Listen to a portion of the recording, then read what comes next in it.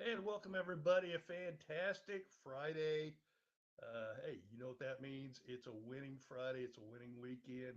Is we'll have CashmanWins.com. Mr. Cashman joins us here in just a second, and looking forward to getting him on. We'll get all of our banners clicking and all that good stuff, and we'll bring Alan Cashman in right now. Make sure that we've got that. I'm still having some issues on computers, stuff like that. So make sure I add him to stage here.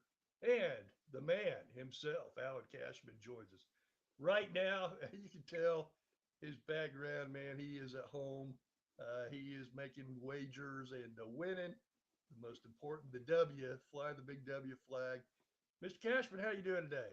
Doing great. Good, great. How are you? Can't be better. Ready for a big weekend football, and some of it starts here in just a little bit as well. So already heading into the weekend, which is great. High school football. I know a lot of folks heading out there as well. But you've been doing your due diligence all week, doing your studying, getting in all the games, and like I always tell people, it's not going to be necessarily. It might be, but it's not necessarily going to be the Ohio State Notre Dame game. It's not necessarily going to be the Oregon Colorado game. It's not necessarily going to be Alabama Mississippi or any of the big games this weekend. You go through and you try to find some untapped, maybe some places where Vegas has made a mistake. They don't make many, but man, there's a lot of college games, as you mentioned before. The NFL is a little tougher because there's only so many games. They're all over those. They know, man, they know what time the quarterback's waking up in the morning, what he's having for breakfast. College games a lot tougher, and you want to find those games that maybe somebody made a mistake on the point spread a little bit, or maybe they missed out on an injury that you've heard about. You're all over it. Very true, and that's going to be the case this week. The two picks I sent out to subscribers so far for college football are going to be under the radar games. First one is we're going to go with we're taking Louisiana Lafayette -9 at home, hosting Buffalo tomorrow night. Um, Buffalo, they've had a hard time stopping opposing run games. They're allowing nearly 700 yards on the ground right now, 5.8 yards per carry in their first three games allowed. The Bulls have allowed over 500 yards in two of their three games. Buffalo pass coverage grade right now 53.1 via Pro Football Focus, which is not very good. That's the eighth worst in FBS football. Lafayette is going to be going with a backup quarterback. Chandler Field, who's got experience, so I don't think they're going to miss anything there. This Louisiana defense had recorded 15 sacks in the first three games of the season. Defense is allowing just 3 yards per carry, while the Louisiana offense right now is running pretty good. They're running for 6 yards per carry, which is, like I said, something Buffalo has a lot of trouble with here. I think Buffalo is going to have a lot of trouble here in the trenches. Their offensive power ranked number 107, while Louisiana's power rank right now on offense is number 45. Like I said, I think too much in the trenches where Buffalo's just not going to be able to hang with Louisiana here. And I think Louisiana probably wins this one by double digits by the end of the night. Alan, we always let people know 69.7% last year on the college games. I know it's early. What are you at right now on your college picks? We are 2-1. We haven't had a lot of picks yet. I'm still sitting on one or two more possibly that I'm gonna fire on between tonight and the morning. We haven't had a lot of college plays just yet. I'm still kind of contemplating the Notre Dame game. I lean Notre Dame in that game now that it's moved to 3.5, especially. So I'm just trying to decide. It's really not anything in the numbers that make me like Notre Dame. It's just kind of a gut feeling that I kind of thought Notre Dame was going to be pretty good this year. They've got the better quarterback, and I kind of expected Ohio State was going to be a little off this year, kind of like with Alabama. I told my clients in the summer that I thought this might be the year where we don't see Ohio State or Alabama in the college football playoff. And right now for Alabama, that certainly looks to be the case. Yeah. And it might be the case for Ohio State after tomorrow night. Well, maybe after tomorrow night, Alabama will legitimately be out because the 14 playoffs, nobody with two losses has ever gotten in before, including Alabama last year, which had two losses.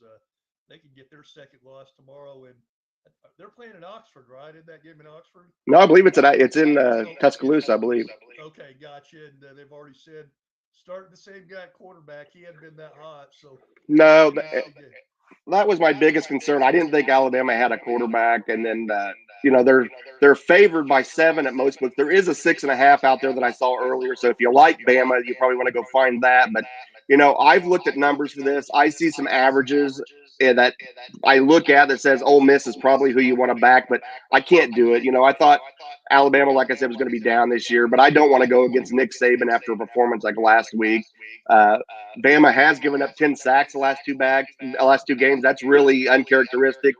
But if Ole Miss was ever going to pick Alabama off, this is probably the time. But I don't like to spot an angry Bama team at home when everyone is kind of writing them off.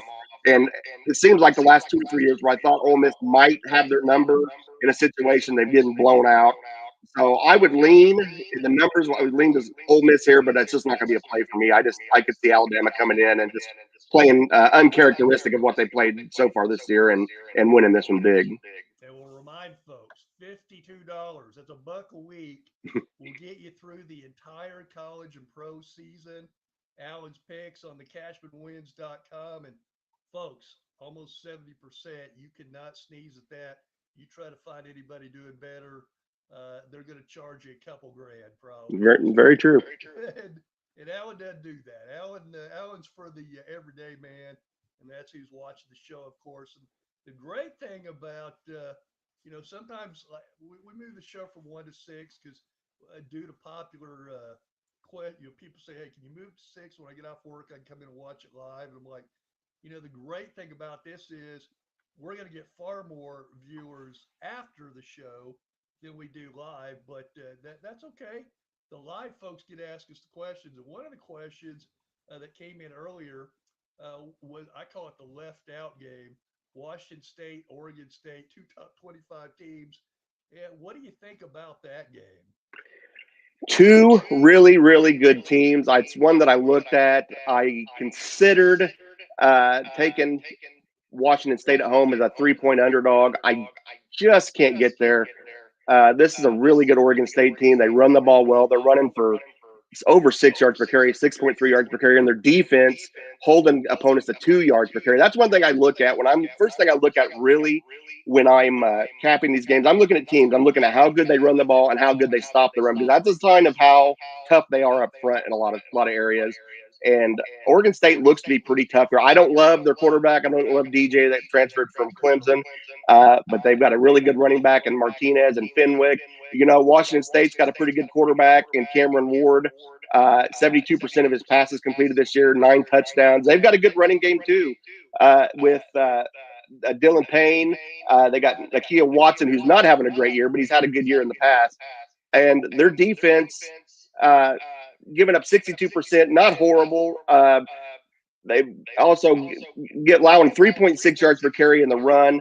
They beat Wisconsin. I thought Wisconsin was going to be pretty good this year, but I think Wisconsin may be a little bit of a disappointment.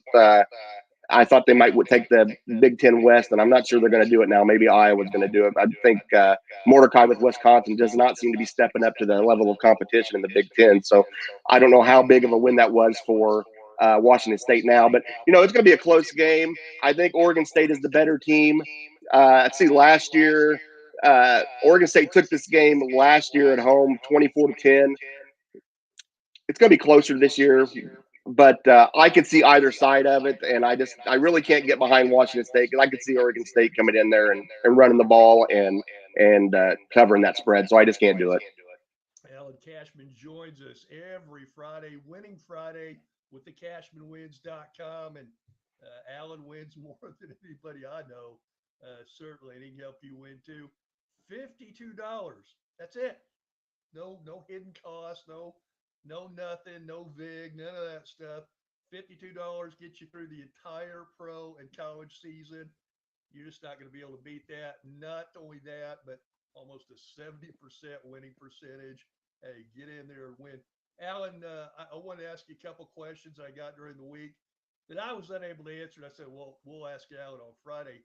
One of them from one of my Purdue friends I grew up with in West Lafayette back in the day. Wanted to thank you, by the way, for making him money the last 2 weekends on the Virginia Tech and the Syracuse game. Yeah. Although they went in opposite directions, he won both weeks because he listened to you. So he says, hey, whatever Alan says, I'm betting on this week. Purdue, yeesh. Yeah, place I grew up with back in '78, or was it? Let's see. No, it'd have been '77. Did I tell you this story about my Purdue Notre Dame game? I'm I don't, 15 don't think years so. old. Of course, you got to be 16 to pretty much work anywhere because you got to drive, right? Sure. Is the summer, is the year before we moved. Purdue has Mark Herman, freshman quarter.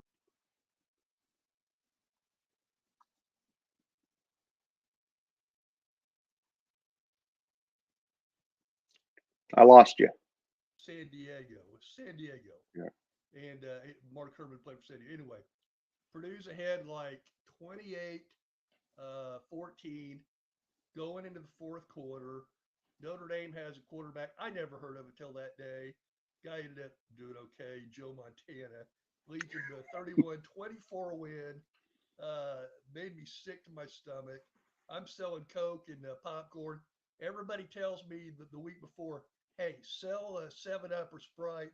Don't sell Coke or Pepsi the next week in the Notre Dame section. I'm like, why? Because those Notre Dame folks are all boozers and 7 Up and Sprite mixes better, right? So, true story. I sold out all my carts by halftime, made more money than I'd ever made in one game. Sat there and watched the entire second half. So, the first time I'd ever heard of Joe Montana certainly was not the last time. But No. yeah, what about Purdue? Because you seem to, I mean, out of all the great picks you make that are right on the money, you've been 100% with Purdue. Yeah, and I kind of called it from July when I started looking at the schedule. I told my clients early on when looking at the schedule that I thought Purdue was going to start probably 1-2 because I thought Fresno State was a potential upset, and I thought they would either lose the Virginia Tech and Syracuse game. And kind of after seeing Virginia Tech that first week, I liked Purdue, and Purdue certainly did cover and win that game. And then kind of what I thought was going to happen with Syracuse happened last week as well. Purdue gave up over 400 yards, gave up 455 yards of offense, 6.2 yards per carry. Syracuse is a pretty good team this year, and Purdue just doesn't quite have it. They've lost a lot of their guns from last year. I think defensively, really more of a problem than offensively right now. Giving up over 400 yards a game, nearly 4 yards per carry. They're not running the ball, but they looked last year like they were going to get back to running the ball a little bit, but it's really not translated as much this year. Wisconsin, on the other hand, last week they nearly got outgained by Georgia Southern. They gave up. I think they outgained Georgia Southern by 4, or Georgia Southern outgained them by 4. It was 455 to 451 in total yardage. They benefited. They won it by 21, but they had +6 in turnover margin. So Georgia Southern kind of shot themselves in the foot and had a chance to win that game. And I thought that they had a chance to put some points up. Looking at the numbers, Wisconsin only won that game by 21, 35-24, or 35-14 at home. So I think last look, Wisconsin's a 5.5 point favorite. Mordecai has only thrown 2 touchdowns in this offense that's supposed to have been wide open, like in North Carolina offense has been the last few years. Yeah, he's only thrown 2 picks. So I saw him in the spring game when I liked him, and then I saw him in the spring game and he threw 3 or 4 picks in that spring game. I'm like, this maybe that my thoughts of Wisconsin this year might be wrong.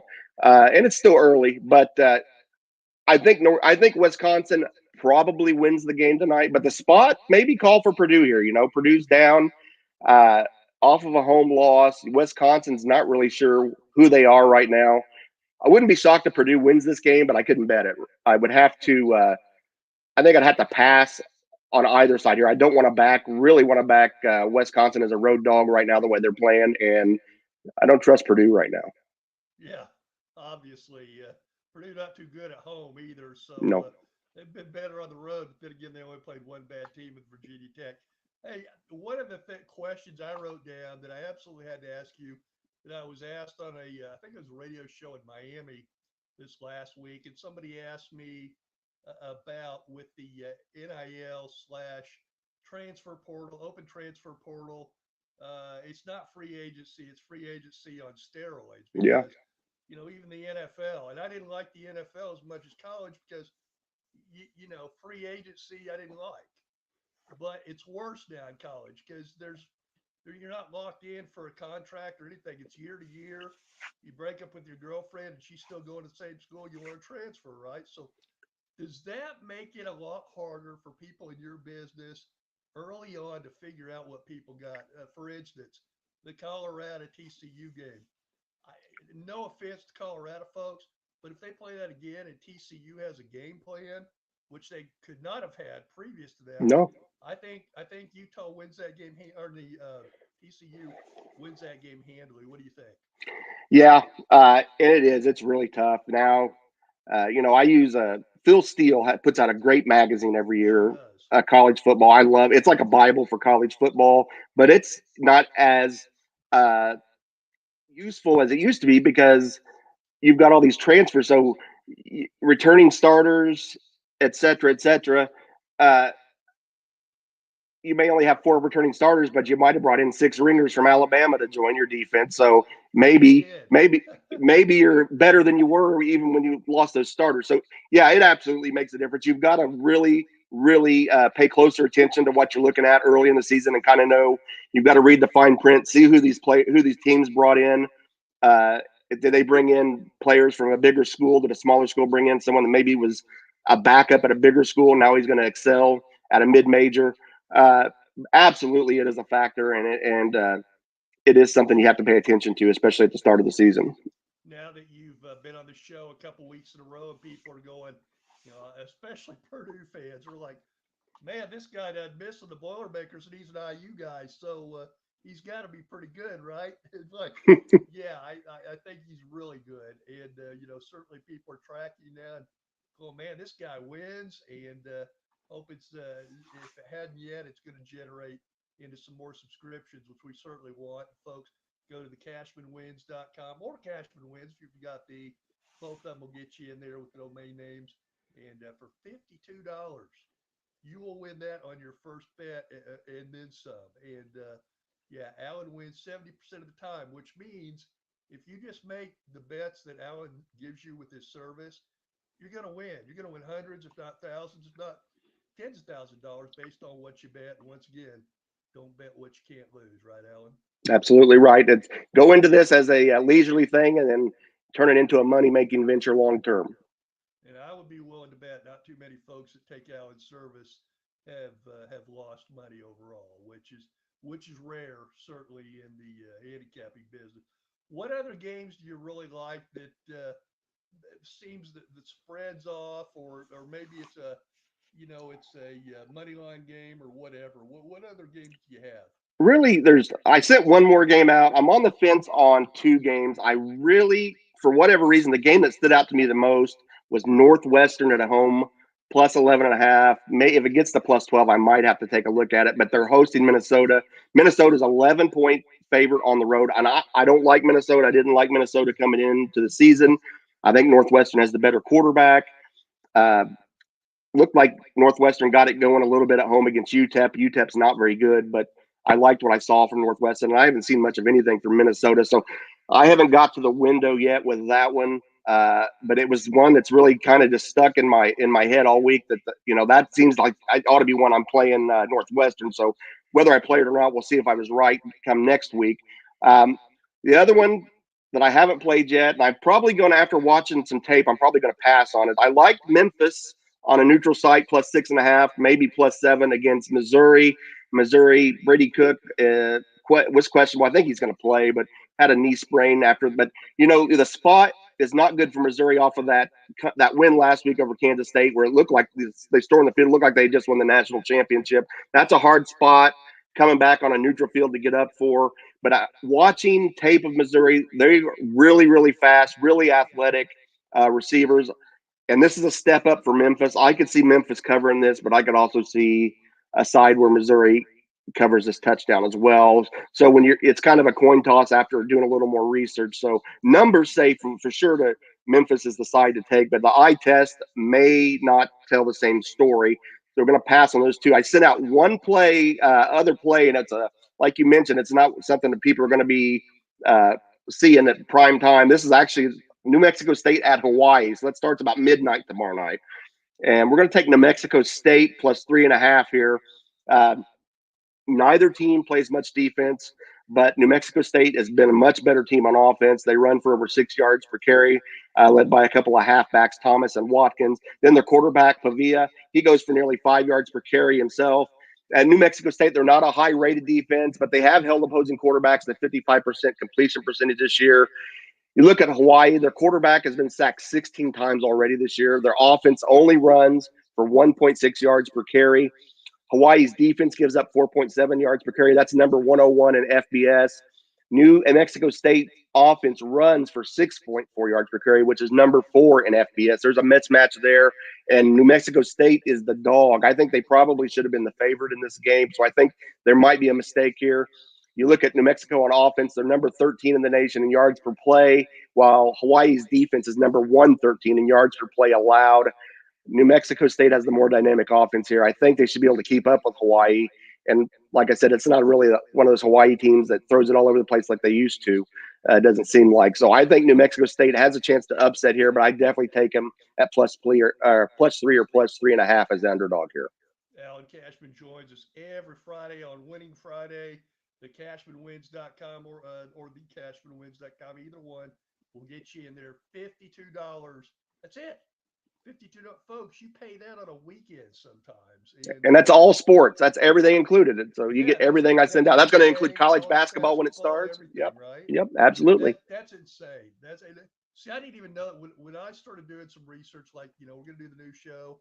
I had Boston John was our guy in the radio show for about a year, did a great job and had some issues. And so I was unable to do it anymore. But yeah, so I'm doing some research this summer and I find Alan Cashman. I'm like, ooh, 70%. That's pretty good. But I had no idea he had a $52 package that gets you every sport, pro, college, everything for the whole year. Folks, listen, you're going to, like I said, you're going to make that up on if you only bet $25 a game, you're going to make it up on two games. But, most people are 50 to 100 or whatever it is. And there's some, do you deal with any of the, remind me to ask you about Oklahoma State, Iowa State in the no score game. I think Yeah. I think that game, both those teams can't score. They could walk into the Moonlight Bunny Ranch with a stack of hundreds they couldn't score, right? So, Yeah. yeah, that game. But you do so much research during the week. I mean, you're not guessing. Oh, Most no. most people are just out there, like in the movie Casino. Most guys are out there just for fun, whatever. This guy, you're like the guy in Casino. I mean, you know all the spreads. You know what's up. You know if the quarterback's on cocaine or whatever. I mean, those kind of things. And then you do your research and you find out, you know what? It's not two maybe big P5 powerhouses. It might be Godibo State and Little Sisters of the Blind, but you find a spread that's off. You're going to let your folks know about it. Absolutely. And that's what you go. I go through 60 plus college football games every week. I look at every box score, uh, compare every team coming up on the future week. And then what I do is I go through, and after I do my first run through, I try to find 10, 12 games that I want to watch some tape on, and then try to go a little deeper into the numbers and try to find just 2 or 3 plays. You got guys out there that charge you $200 or $300 that say they're going to send you 5 or 10 games or 10 picks every day. Well, they're guessing on those because there aren't 5 and 10 games on the board every day that are really where there's a true edge in the numbers. They're coin tosses for the most part, and Vegas knows that. That's why those casinos got built out there. They're not built out there because people win money off of them. So uh, yeah, it's a process. I love it. I was up until 4 a.m. this morning watching a couple of teams. I'm still like we talked about Northwestern. I was up 4 a.m. watching them this morning after watching Thursday night football in the NFL last night. Fell asleep watching football. Up at 8 a.m. this morning trying to put the final touch to see if I could find another play or two to send out to my people. They're rabid waiting for them. So yeah, it's a process, but I love it. Alan's up all day, all night, probably doesn't sleep, maybe a Red Bull or two to get him through. I know when I was watching that Colorado State game about 1:30 in the morning, I'm like, I wonder if Alan's awake watching this game. I bet he is. I was actually dozing off and on. I fell asleep a few times, but I was up and in between catching plays in between nap. Let Alan miss the sleep. You get your sleep. Put out $52 for the entire college and pro season, folks. Everything. Not this, not that, not a little package here or there. the big package, the huge enchilada, $52. You cannot beat that. Alan, I gotta ask about my alma mater, Oklahoma State, because they're looking like crap right now. Yeah. Probably more so. Anybody who's a freshman at OSU right now doesn't remember them not going to a bowl game because they've never missed one. I think Yeah. they're going to miss one this year. Yeah. They play another lowly team tomorrow. Both teams got beat embarrassingly by G5 teams last week. Oklahoma State at home just got killed. Iowa State had a close game against Ohio. Still embarrassing. I said this, people are starting to understand, like the G5 people, they don't understand. It's like, well, there's not much difference. Well, really, there is. Because if you're at a G5, you probably had zero P5 offers, right? Or you would be at a P5 normally. Absolutely. And so I was saying, man, if there's 170 kids out there, we had a combine, and you let me have the first 85 picks, and the other guy got what I didn't take, I'm going to beat the crap out of him every time. So when you lose to a G5, embarrassingly at home, get smoked, and the game wasn't as close as the score indicated, that's as bad as it gets. And Mike Gundy right now in a lot of heat for a guy who's been to 17 straight bowl games. But the no score game, I call it because I don't think either of these teams can score. So whoever scores first probably wins. What do you think about Iowa State hosting Oklahoma State? And you mentioned NIL earlier. Gundy's been slow to embrace NIL, and Sure has. I think we're seeing that right now on the field, uh, in the program, and he's going to have to turn around or he's not going to survive. At some It's point. not, Alan, it's not only NIL, it's more of the portal. I mean, he's losing tons of starters, Yeah. 13 starters to the portal, and he's bringing in maybe two guys that play a little bit. That's just not going to sustain itself. No, you got to adjust to the times, or times will pass you by. And I think right now he's on a very dangerous territory where he's going to have to figure something out because Oklahoma State fans are not going to stand for what they've seen this year. Now, as far as Iowa State, I will say Iowa State. Did you see last week they actually had a field goal that went through that they did not count in the fourth Well, quarter? I did, and I called that paybacks a bitch because 2011, Oklahoma State's number two. We go up there on a Friday night right after, sadly, another plane crash. I'm not going to say that had anything to do with it because the Cowboys were up 24-7 early in the third, blew at names, blew their chance at going to the BCS title game. Still makes me mad. And ironically, we made a field goal that would have won the game in regulation that they said was no good. I've seen it a million times. Of course, I'm kind of wearing my orange shades here, but so for them to lose a game doesn't break my heart like that. Well, as far as this game here, you're right. It's the no score game. The total in Vegas is 35 and a half. I'll Iowa take State's the late. under on that. What do you think? Yeah, the spread's 3.5. So they're thinking 19, 16, 20 to 15, 16 kind of game. And I don't know that I'm not sure Oklahoma State gets to 16. Neither team very dynamic on offense, but Iowa State's pretty good on defense, it looks like. Their defense is number 6 in FBS and yards allowed per game. They're number 10 in yards per play allowed. Like I said, I think the best thing on the field here is going to be Iowa State's defense. I'm not going to play the game because both teams are a mess. No offense for either team. I think if you're going to do something here, and something I'm going to do tonight, Friday night into early Saturday morning, I'm looking for prop bets that may not have been listed. I'm going to look for Iowa State's defense to score a touchdown and see what kind of number you're probably going to get at the minimum 4-1 or 5-1 odds on that. I mean, so if you put $5 on that, you're going to win $25 off a $5 investment. And I think there's a decent chance that Iowa State's defense could score a touchdown in this game. So I'm going to look for that. But as far as the two teams, I don't want to get behind either one of them because on offense they both stink. But Iowa State's defense is pretty good, and I think it's going to be an issue here for Oklahoma State in this game. Hey, what maybe surprised teams both negatively and positively here in the first 3 weeks, heading into week four? Somebody that like I had no idea they were this good, or somebody I had no idea they were this bad. Oof. I'm thinking Colorado. They I surprised think me. Or Colorado's probably the biggest one because yeah, yeah, Colorado I think has to be the biggest surprise. Um, Duke. Now I thought Duke was going to be pretty good, but I wouldn't have said that they were going to beat Clemson. Uh, this season. When I saw the schedule, I did take Duke's season win total over 6, one of the win totals I sent out to clients before the season. Uh, so Duke is a good one for me. I'm a little disappointed in Drake May at North Carolina. They've won, but he's not playing up to Heisman. He was one of my Heisman futures that I had, and he's not. I think he's only thrown 2 touchdowns right now. Notre Dame. I thought Notre Dame was going to be pretty good coming in. I had them over 8.5 on the season win total.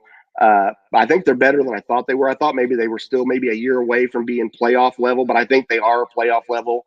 And I hope I'm not necessarily a Notre Dame fan, but I kind of hope they. I think college football is more fun when Notre Dame is good, and I think they've got a first round quarterback on their team and Hartman. So uh, I am rooting for Notre Dame tomorrow. And those are probably the Wisconsin has been a disappointment. Like I said, I was high on Wisconsin coming in. I thought they might win the Big Ten West. I thought we'd maybe see them in Michigan in the Big Ten title game. I don't like what I'm seeing. I don't know that they're going to be the team. I think Iowa might have a better team right now, but we'll see. They'll settle that on the field later on this season, I believe. But yeah, those are the big ones. And Alabama, I knew Alabama. I really thought they were going to be down this season, uh, so I'm not shocked there. But I think really, I like Duke, I like Notre Dame, and then kind of down on Wisconsin. What do you think about Texas? Do you think they're really back, or have they just played nobody? I mean, after Alabama last week, that game where they struggled mightily against USF, I'm thinking that Texas game over Alabama may not be as impressive as we originally thought. Yeah, I agree. Like I said, I think Alabama is not the Alabama we've grown used to over in the Saban era and before him, even when they had some really good teams back in the day. And Texas is always a team that just when you think they're there, they let you down and they disappoint you. So they've got at Baylor this week. They ought to win that game. Kansas, I don't know what Kansas is going to have on defense. Kansas is pretty good on offense, though. I'll be interested to see how that defense does against Kansas's offense. But the big one is Oklahoma, and Oklahoma looks like they're pretty good this season. Uh, they haven't played anybody yet, but they're going to play Cincinnati on Saturday. They're 14-point favorites on the road here. They got a quarterback in Oklahoma that's completing over 80% of his passes through 3 games. They're second in the nation in points per game.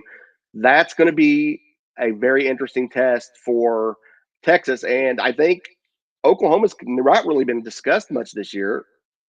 I think if this is maybe the game that gets Oklahoma back on the map if they can beat Texas here, and then Texas will be disappointment again, as it has been. It seems every year when you think they're really good, they always have a bump in the road.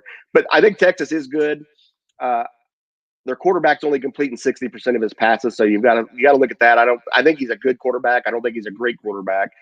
So they're going to have to rely on that run game and their defense. But I am very interested, and maybe more so than in recent memory, in this Oklahoma Texas meeting here in 3 weeks, because I really want to see what Oklahoma is. I think we'll find out a little bit more about Oklahoma tomorrow.